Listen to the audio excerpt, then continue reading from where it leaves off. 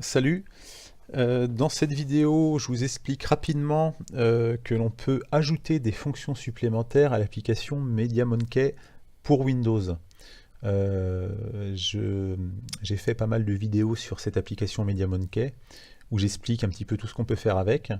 On peut ajouter, comme s'il n'y en avait pas assez, encore plus de fonctions à MediaMonkey. Alors, seulement si besoin, hein. On peut en trouver entre autres sur le site de MediaMonkey directement à la rubrique Add-ons. Add-ons ça veut dire donc extension en français.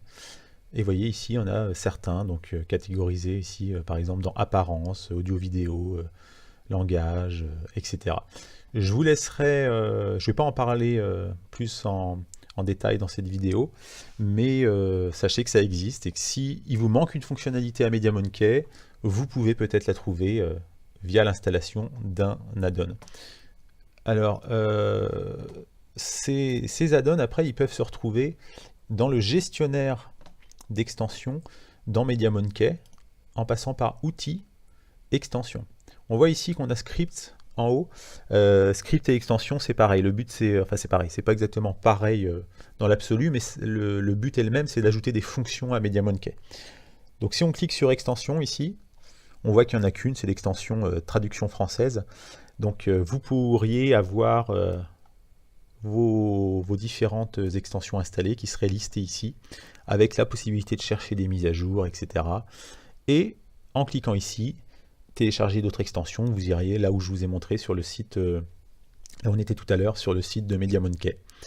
Voilà, juste pour vous montrer un petit peu moi ce que j'ai l'habitude d'utiliser sous forme d'image, juste là une petite capture. J'en utilise pas mal, je ne vais pas rentrer dans les détails encore une fois.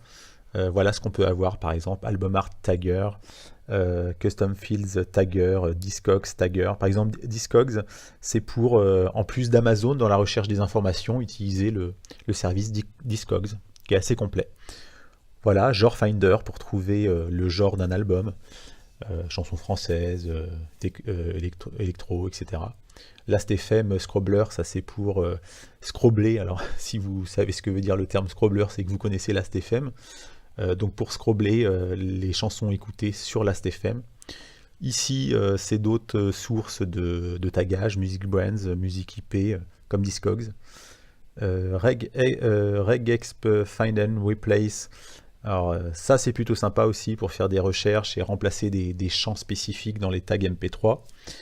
Et puis Tagging Inconsistencies, c'est pour aller encore plus loin dans la recherche des fichiers qui seraient mal tagués. Voilà, plus loin que cette ici fonction de base qui s'appelle fichier à éditer. Donc tout ça vraiment c'est pour une utilisation avancée de MediaMonkey. Voilà, à utiliser seulement si besoin. Voilà, c'est tout pour cette vidéo. A plus.